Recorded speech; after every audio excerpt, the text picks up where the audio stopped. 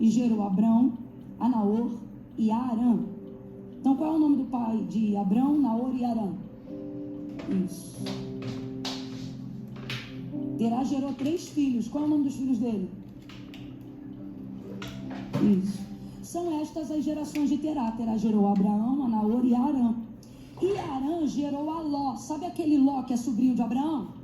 Então, ele era filho de Arã, o irmão caçula de Abraão. E olha que tristeza, versículo 28. Morreu Arã, ou seja, o filho caçula, o irmão caçula de Abraão, filho de Terá. Morreu Arã, estando seu pai Terá ainda vivo. Você vê que é algo tão contraditório à natureza da vida, da cronologia humana, que a Bíblia, que a palavra de Deus faz questão de ressaltar que o problema não foi só Arã morrer, mas foi o fato dele morrer tão novo a ponto do seu pai ainda estar vivo. E isso é importante a gente ressaltar aqui, porque é o tipo de dor que quem nunca viveu só especula. Existem experiências que você só pode especular, imaginar. Você não tem dimensão da perda, da dor, do trauma causado pela perda. Você vê que uma esposa perde o marido, ou o marido perde uma esposa, o nome é viúvo, viúva, não é? Se um filho perde um pai, uma mãe, ele é chamado de órfão, de órfã. Mas qual é o nome que se dá para pais que perdem filhos? Não tem, porque isso é totalmente contrário à lógica da vida, não tem nome para isso. Por isso o texto está colocado dessa maneira: estando Terá, seu pai, ainda vivo na terra do seu nascimento em Ur dos Caldeus. Verso 29. Abrão e Naor tomaram mulheres para si. O nome da mulher de Abrão era Sarai, e o nome da mulher de Naor era Milca, filha de Arã, pai de Milca e de Isca. Sarai era estéril, não tinha filhos. Tomou então Terá a Abrão, seu filho, a Ló, filho de Arã, filho do seu filho, a Sarai, sua nora, mulher de seu filho Abraão, e saiu com eles da terra de Ur dos Caldeus para ir à terra de Canaã. Responda para mim então, se você está acompanhando a leitura comigo. O texto diz que Terá saiu com a família inteira da terra de Ur dos Caldeus para ir à terra de Canaã. Então aonde o pai de Abraão queria chegar? Canaã. Ele é um homem de visão. Mas quando chegaram em Arã, ou quando chegaram a Arã, está escrito aí na sua Bíblia também? Quando chegaram a Arã, aí esse Arã aqui, ó, você está vendo, ó, mas quando chegaram a Arã, esse Arã aqui é pessoa ou é lugar? Lugar. Agora, olha que coincidência que não é coincidência, porque seria coincidência demais para ser coincidência. O lugar que o pai de Abraão, seguindo o destino a Canaã, vai parar e não vai conseguir chegar em Canaã, chama-se justamente o nome do filho que ele sepultou. Qual é o nome do lugar? Qual é o nome do filho que morreu? E o nome do lugar? Agora vamos lá, você leu comigo. O destino era qual? Aonde o pai de Abraão queria chegar? Para onde ele queria levar a família dele? E ele está indo para lá. Só que quando ele chega num lugar chamado, o texto vai dizer assim, ó: mas quando chegaram em Arã, habitaram ali. E foram os dias de Terá, 205 anos, e morreu Terá em Arã. Capítulo 12. Ora, o Senhor disse a Abraão: sai da tua terra, da tua parentela e da casa de teu pai, para a terra que eu te mostrarei. Deus falou qual era a terra? Deus falou qual era a terra? Não falou. Vamos ver qual era a terra? Versículo 5 do capítulo 12. Abraão levou consigo a Sarai, sua mulher, e a Ló, filho de seu irmão, e todos os bens que haviam adquirido, e as almas que lhes haviam sido acrescentadas em Arã, e saíram para a terra de... E lá chegaram. Aonde o pai de Abraão queria chegar, ele não chegou, mas Abraão chegou. Eu estou ali sentada e Deus está falando comigo, gerações. E eu dizia: Senhor, confirma a tua palavra, confirma a tua palavra. E então vi que o Ministério de Louvor, na última canção, iniciou a última canção cantando a estrofe: os que já morreram, os que hão de vir, muitas gerações rendidas em louvor. E olhando para esse texto, Deus falou para mim: anuncie uma palavra. E a palavra que Deus colocou na minha boca esta noite é: diga ao meu povo que eles vão chegar. Eu vou contar de 1 a 3. Você vai liberar essa palavra e aí depois você vai sentar. Mas você não vai sentar enquanto não liberar essa palavra. Eu vou contar de 1 a 3. Espera. Quando eu disser 3, você vai olhar no olho dessa pessoa que está do seu lado. Camila, mas eu não conheço essa pessoa. Faz ela entender que ela não veio para uma noite de entretenimento gospel. Deixa ela perceber que ela sentou-se ao lado de um profeta do Eterno, de uma profetisa. Que essa noite é noite de resposta para muitas questões que você vem perguntando na tua vida. Aonde eu vou chegar? Qual é o meu propósito? Será que eu já vivi tudo que eu tinha para viver? Será que Deus me trouxe hoje aqui para dizer: você vai chegar. Você vai chegar. Vai chegar em destinos que foram traçados, mas que não puderam ser concluídos. Mas o Senhor vai te fazer chegar. Tu vai honrar os que vieram antes de você e vai levantar a régua para aqueles que virão depois de você. Eu vou contar de 1 a 3 e no 3 você vai gritar para esse irmão: você vai chegar lá. Prepara. 2, vem em direção a ele. 3, diga: você vai chegar. Você vai chegar. Vai chegar onde seus pais não chegaram. Vai chegar em lugares que vão abrir portas para que seus filhos cheguem além de onde você foi. Deus está repreendendo espírito de fracasso e de desistência. Eu vou dizer de novo: você vai chegar. Você está dando glória a Deus aí? Oh, glória! Aleluia! Aleluia! Glória!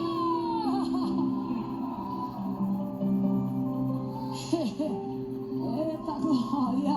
Você vai chegar. Você está aqui pela misericórdia, mas Deus me trouxe hoje aqui para dizer: você vai chegar. Você tem questões aí de anos, sabe? Uma vida cíclica de coisas que você não rompeu. Está na terapia, mas ainda não rompeu. Está na faculdade, mas ainda não rompeu. Terminou o ensino fundamental, mas ainda não rompeu.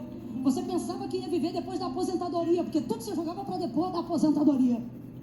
Depois que eu me aposentar, eu vou viajar. Depois que eu me aposentar, eu vou construir. Depois que eu me aposentar, eu vou, e não rompeu. Então você tinha motivos para não se emocionar, para não deixar essa palavra tocar tua alma, que fará teu espírito. Não, Camila, eu não me emociono mais, eu não sou uma garotinha. Não, Camila, eu não me emociono mais. Você está vendo que eu estou aqui, eu não estou no Kids. Não. Só que Deus me trouxe aqui e eu estou... Rapaz, eu estou crente hoje, porque se tem alguém aqui que está pregando hoje para si mesma, sou eu também. Sabe quando Deus te usa para os outros, mas Deus está falando contigo? Ixi, está acontecendo muito hoje. E Deus está falando comigo e eu não estou só pregando uma palavra, eu estou pregando uma convicção espiritual. Está aqui. Eu não poderia produzir isso de mim mesma, porque eu estou num momento talvez semelhante ao seu, em questões cíclicas, coisas que não rompem. E eu seria o tipo de pessoa que, se hoje estivesse nesse culto e alguém pegasse o microfone para dizer: Deus vai dar vitória, eu ia dizer: amém, Senhor, abençoa meu irmão, eu vim aqui para te adorar, já me sentindo a própria Jó. Tipo, não importa, não vim aqui porque eu tenho, não vim aqui porque eu quero ter, vim aqui para te adorar. Mas há uma convicção no meu espírito. E o que o Senhor está dizendo é: você vai chegar. Camila, eu não tenho força. Camila, eu não tenho capacidade. Camila, eu tenho me sentido incompetente. Camila, eu tenho me sentido inapta ao propósito, à vocação, ao destino, ao caminho que eu preciso fazer até lá. Camila, eu não vejo em mim disposição física. Camila, eu não vejo em mim disposição espiritual. Camila, eu não vejo em mim motivação intelectual. Aí Jesus está dizendo para mim e para você essa noite, através da vida geracional de Abraão. Engraçado, porque Terá, pai de Abraão, tinha isso tudo. Ele não tinha Deus, ele não servia a Deus. Ele era uma casa de muitos ídolos, a terra de Ur dos Caldeus. E a vida do pai de Abraão não era uma vida que retratava a fé do pai Abraão, que futuramente iria conhecer o Deus Jeová. Não, era uma casa de muitos ídolos, mas ele, diferente de Abraão, não tinha luto, não tinha trauma, não tinha uma história de incompetência ou de inabilidade. Você vai ver que Abraão já era rico herdeiro, muito antes de conhecer a Deus, por causa da inteligência, da habilidade e da prosperidade de seu pai. Segunda característica hiper interessante sobre Terá é que Abraão ouve a voz de Deus, mas Terá não tem ninguém falando com ele não. Ele vai ter uma atitude inteligente. Vamos lá, ele vai ter uma atitude o quê? Extremamente inteligente. Você vê que ele é um cara de visão, ele é um homem que tem visão, ele é o tipo de pessoa que vai além das circunstâncias, que levanta os olhos por cima das montanhas. Como é que a gente sabe disso? Ele está diante de um trauma, de uma situação que devastou seu emocional, sua vida, e ele vai sair da terra das suas memórias, da sua cidade pátria, porque o mesmo lugar em que ele cria seu filho caçula e ele coleciona memórias com esse filho caçula, é o mesmo lugar aonde ele vai enterrar e sepultar esse filho. Deixa estar que além de ser caçula, porque o filho caçula, ele usufrui um tempo de qualidade que o pai não conseguiu entregar nem para o mais velho, nem para o do meio, nem para os outros que vieram antes dele. E não é porque o pai ama mais um do que o outro, mas é porque o filho caçula desfruta de uma maturidade paterna, materna, que o primogênito não teve condições de ter. Então, aquilo que você fazia na condição de mais velho e tomava uma surra logo de cara, o caçula não toma. Tanto é que a gente implica com os caçula, dizendo: mãe, se fosse na minha época tu já tinha virado a mão na minha cara. Mãe, na minha época tu não... Mas não é que o pai ama mais ou menos. A condição emocional, a maturidade materna, paterna é totalmente diferente. Por que você está dizendo isso, Camila? Porque qual é a condição de Terá? Além de ter um relacionamento maravilhoso com o filho caçula, por causa de toda essa questão, que não precisa ser um mega psicanalista, mas é fácil, é raso da gente entender, colocando experiência da nossa própria vida, a gente vai ver o quê? Vai ver que este filho ainda é o primeiro que lhe dá neto. E quem já deu neto aqui para os seus pais, né?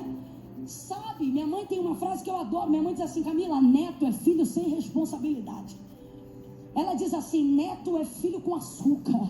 É um amor que eu tenho que orar, Camila, sabe? Quando a Rebeca, quando a Laura, minhas sobrinhas nasceram, eu me lembro que era um amor que eu, como tia, já doía no meu peito. Mas a minha mãe, certa feita, eu vi minha mãe orando, falei: mãe, tá orando o que? Ela dizia: eu tô fazendo uma campanha que é para Deus dosar esse amor aqui, porque tá virando uma idolatria com essas crianças. Eu fico com falta de ar, de tanto amor. Aí veja, já não o bastante na relação com o filho caçula, esse filho caçula chamado Arã ainda é o filho, e o primeiro filho que vai dar filhos, ou seja, netos ao seu pai Terá. Então pensa, eita, ele é amado, ele foi o primeiro a honrar de maneira geracional o fruto e a semente do seu pai. Então pensa. E aí então o texto não diz como, mas obviamente de maneira trágica, porque o texto diz que o pai Terá ainda estava vivo, Arã morre. Agora, veja como ele é inteligente.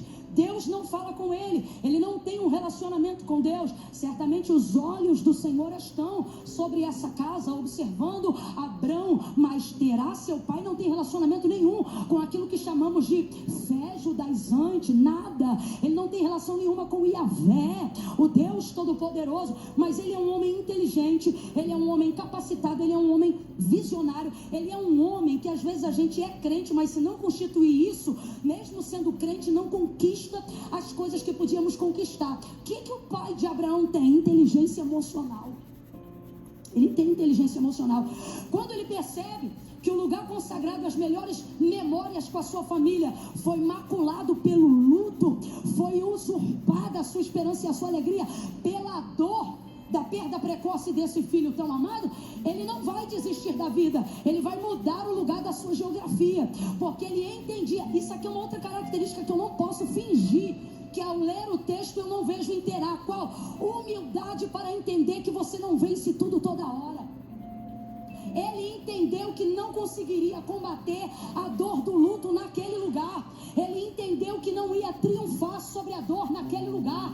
Então veja, ele não está se desvencilhando do filho, ele está se desvencilhando da geografia da sua dor. Inteligência emocional: eu vou sair daqui, eu vou sair desse lugar onde as memórias afetam as minhas ações, eu vou sair daqui onde a saudade paralisa minhas decisões. decisões e os resultados da vida que eu tenho que continuar vivendo. E por que ele tem motivação para continuar vivendo? Porque o filho foi embora e deixou um neto. E você sabe que quando um filho vai embora e um neto próximo, criado junto aos seus pais, quem é que vai cuidar do neto como se fosse filho? O avô. Então tira-se força da onde não tem. E ele sabe que precisa dar continuidade ao crescimento dessa família. Sua inteligência emocional diz para ele: aqui não vai dar. Eu acho isso lindo. Eu não vou falar só sobre terá, mas eu preciso que você entenda que o que Deus está para fazer não tem a ver com aquilo que ele já fez, mas por causa do que já aconteceu. Em todo o processo da sua vida você vai ver Deus agir de maneira inédita. Inédita. Mas você está hoje aqui como Abraão e não como Terá. Olha para o teu irmão e diga assim para ele: você é Abraão. Não importa se é homem ou se é mulher, eu estou falando de motivação. Diga para essa pessoa: você é Abraão. Diga: você não é Terá, você é Abraão. Agora, por que eu estou falando isso? Para você entender que Terá aparentemente tinha tudo o que aparentemente Abraão não tinha. Porque se Terá tinha o luto do filho, e um já foi o suficiente para ficar tão mexido emocionalmente, Abraão tinha o luto do irmão e do pai. E o filho, que na verdade era seu sobrinho, e que seu irmão não pôde cuidar, quem cuidou foi o seu pai. Então ele carrega também o luto sobre a dor da paternidade desse sobrinho, porque o pai morre e ele também tem que cuidar desse sobrinho. Então todo o trauma que Terá teve foi potencializado em Abraão. Toda a dor que Terá viveu foi potencializada em Abraão. Tudo aquilo que não é resolvido numa geração antes de você, te encontra na tua geração. É por isso que você não entende. Você que é mãe, você que é pai, vença os demônios da tua geração. E não deixe os teus filhos encontrarem com os demônios. Deixa eles encontrarem com os anjos de Deus subindo e descendo na terra que eles descansarem. Aquilo que você não luta para romper hoje, você morre, os demônios não. Você morre, os traumas não. Você morre, as dores não.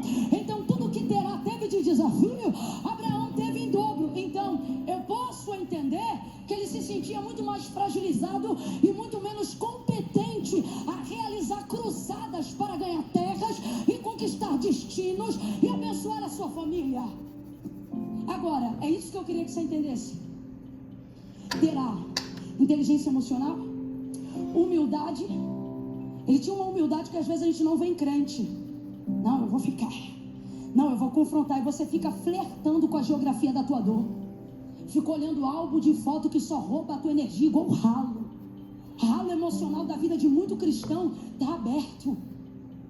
Tem promessa, tem palavra, tem unção, mas a vida não rompe. Não é porque não tem vida espiritual em dia, mas é porque não tem inteligência emocional em ordem.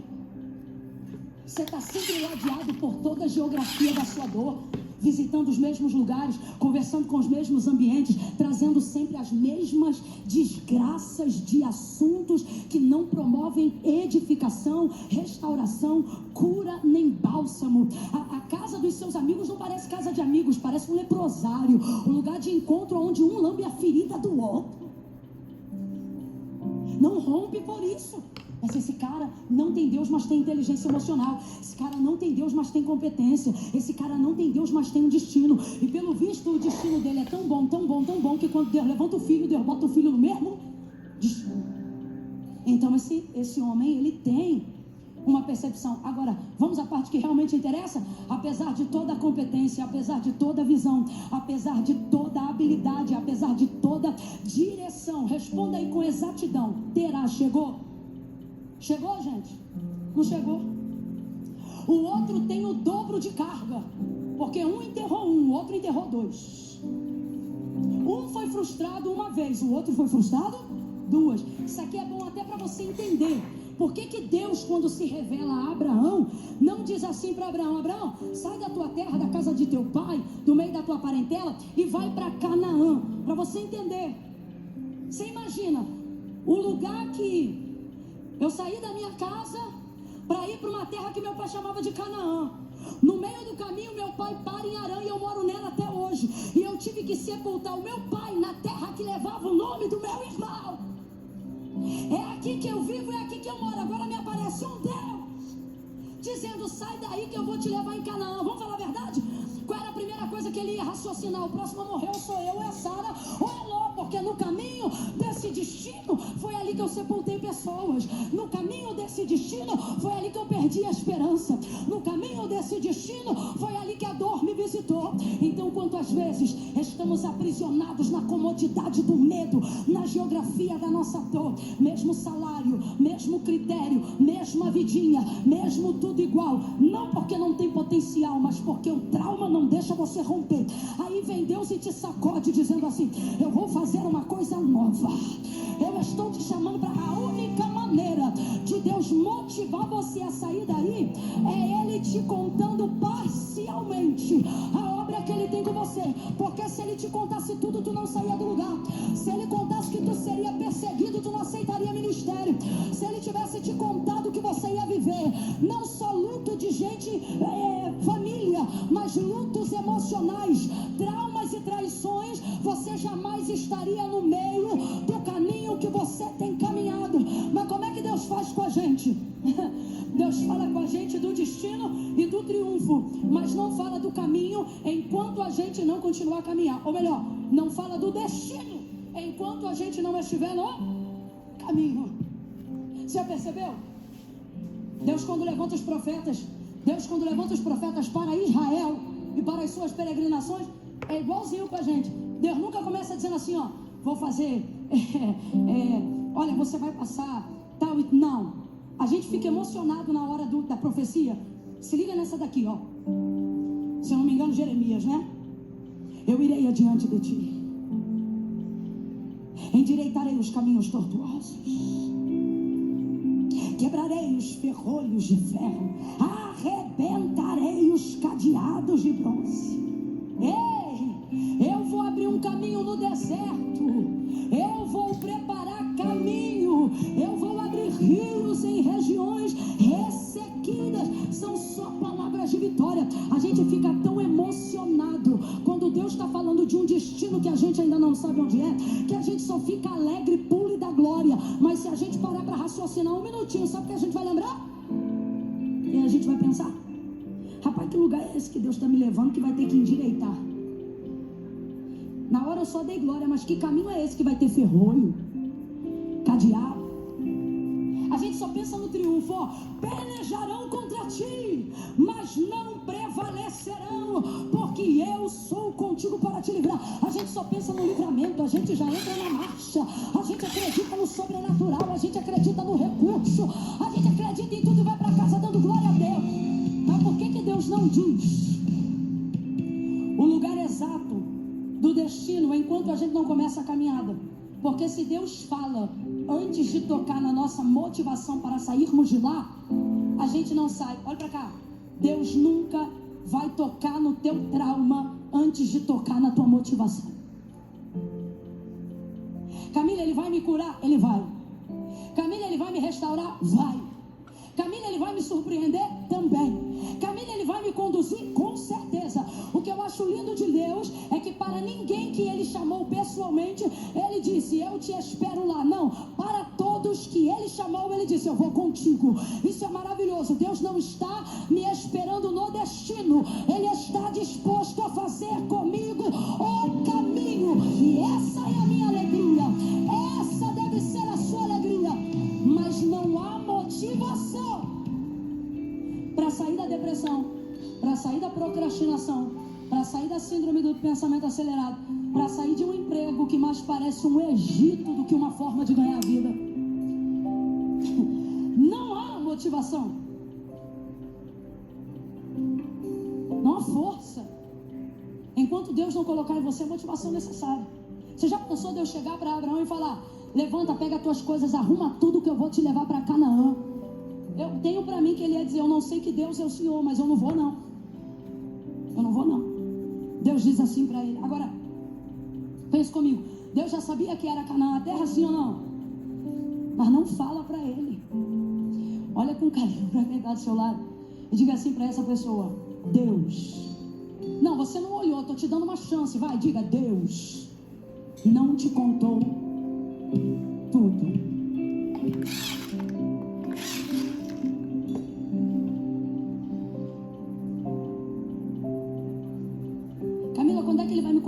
distante, só depois que ele e você estiver longe o suficiente, que não possa mais voltar. Eu não sei qual foi o momento exato que Deus disse para Abraão que era Canaã, mas eu não tenho dúvida que foi depois da mudança, já está totalmente nos bois, nos cavalos, nos carros. Porque depois que você embrulha tudo, você vai. Depois que você arrebenta com as pontes do passado, você vai.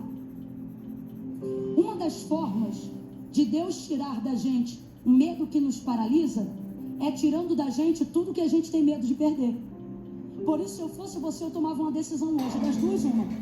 Ou você perde o medo de perder, ou você perde o que você tem medo de perder, porque senão Deus vai tirar de você para você não ter mais medo. Porque as pessoas mais livres e com maior capacidade de passada para peregrinar e chegar aos destinos que glorificam o nome de Deus, são as pessoas que não têm conexão com o que ficou para trás. Elas estão totalmente comprometidas com o que Deus está apresentando lá na frente. Lá na frente. Tem o que aparentemente Abraão não tem, e a pressão que Terá sente em um nível, Abraão vai sentir em 2. Só que eu preciso falar, e você já sabe. A verdade é que o pai tinha uma coisa que o filho não tem. Só que o filho tem uma coisa que não importa quanto o pai tivesse. Entenda, o pai pode ter tudo. Sem Deus, tudo isso foi reputado a nada. O filho aparentemente não tem, mas com Deus ele pode. O pai tem a visão, o pai tem o destino, o pai tem a direção, o pai tem a inteligência, o pai tem a competência, mas o pai não chega. O filho está naquela terra como se não tivesse mais para onde ir, nem destino e nem direção. Deus aparece e lhe dá um destino. Agora eu não estou falando de Abraão, eu estou falando da gente. Você pensa, Camila, eu não tenho a metade da disposição das pessoas que eu admiro. Camila, eu não tenho metade da competência das pessoas que me inspiram. Camila, quanto mais eu vejo as minhas referências na rede social, mais eu admiro elas e mais eu me envergonho de mim. Quanto mais longe eu vejo que elas vão, mais aumenta meu sentimento de inferioridade e de comparação, por perceber que eu não cheguei nem na metade do caminho que elas estão fazendo, e isso está minando a minha energia. Só que Deus me trouxe aqui nessa noite para te dizer, o que elas têm de diferença de você não é o recurso, não é o dinheiro, porque dependendo do nível de ofensa e de ferida emocional, a gente coloca o mérito do outro em descrédito, dizendo, mas também o pai é rico, mas também a mãe é herdeira, mas também ele teve oportunidade de faculdade, mas também ela não teve filho antes do casamento, mas também, porque o nível da dor é tão grande que é mais fácil descredibilizar o sucesso do outro para justificar a falta de sucesso que eu tenho. É mais ou menos o que o Caim, irmão do Abel, fez com ele. Ao invés de trazer uma oferta melhor e ele melhorar a qualidade da oferta dele, para Deus receber a oferta dele, não, eu vou matar meu irmão, assim eu não tenho mais comparação, eu não preciso melhorar a qualidade da minha oferta.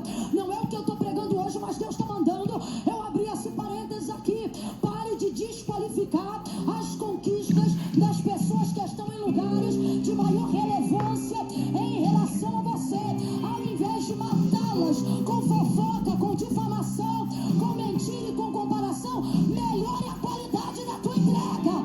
Que Deus também honra você, levanta você e direciona você. Fecha o parêntese.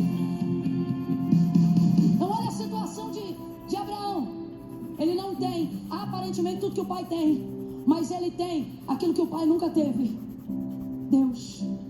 Todas as pessoas que te inspiram, todas as pessoas que de alguma maneira te dão ou são referência para que você chegue um pouco mais além de onde você já tem chegado, Deus está dizendo para a gente aqui nessa noite: o diferencial delas não foi o dinheiro, não é a faculdade, mas ainda que seja, qual é o seu diferencial?